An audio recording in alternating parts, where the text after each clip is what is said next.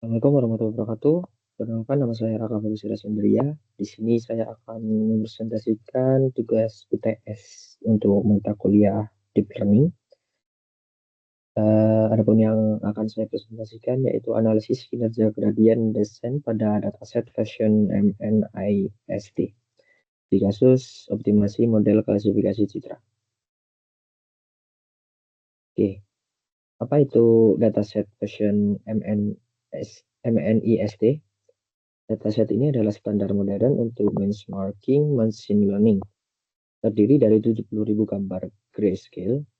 Resolusi gambarnya itu 28 kali 28 pixel. Memiliki 10 kategori kelas.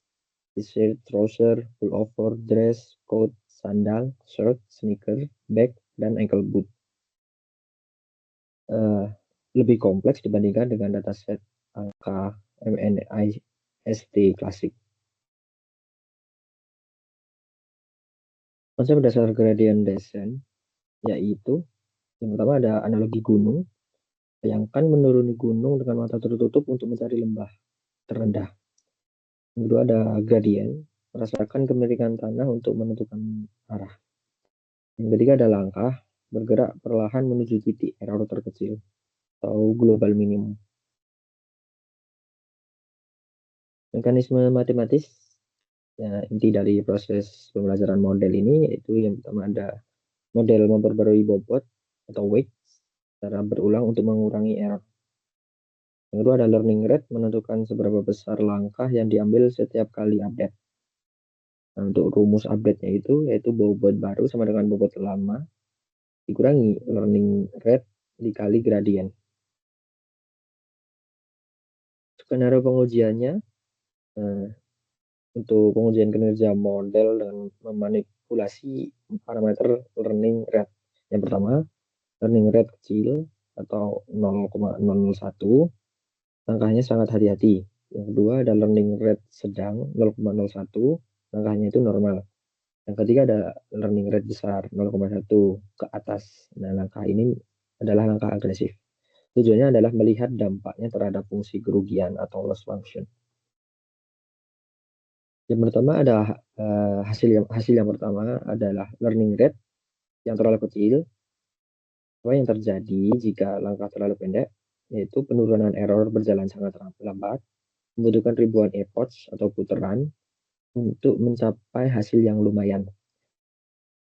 Selanjutnya ada sangat boros waktu komputasi atau computationally expensive. Yang terakhir ada resiko terjebak di lembah palsu atau lokal minima. Yang kedua, learning rate terlalu besar. Apa yang terjadi jika langkah itu terlalu lebar atau learning rate itu terlalu lebar? Yang pertama ada grafik loss menjadi tidak stabil dan naik turun secara drastis. Yang kedua ada terjadinya overshooting atau model melompati titik terendah dan gagal berhenti di target. Yang terakhir ada dalam kasus ekstrim, error justru semakin memperbesar divergen.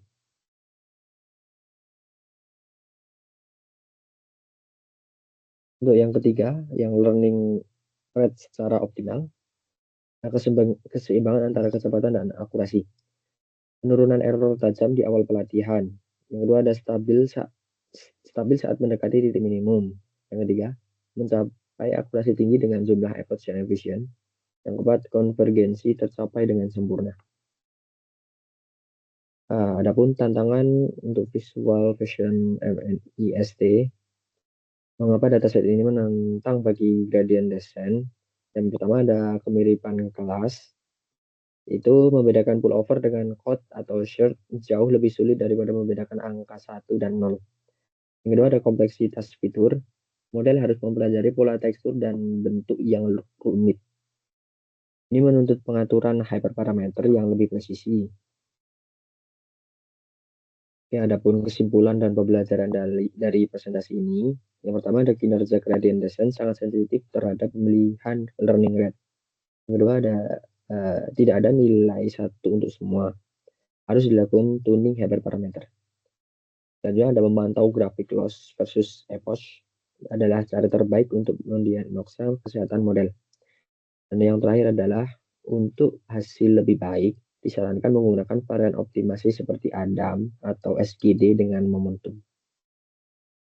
Oke, sekian presentasi yang dapat saya sampaikan. Apabila ada kesalahan dalam tutur kata, mohon dimaafkan. Assalamualaikum warahmatullahi wabarakatuh.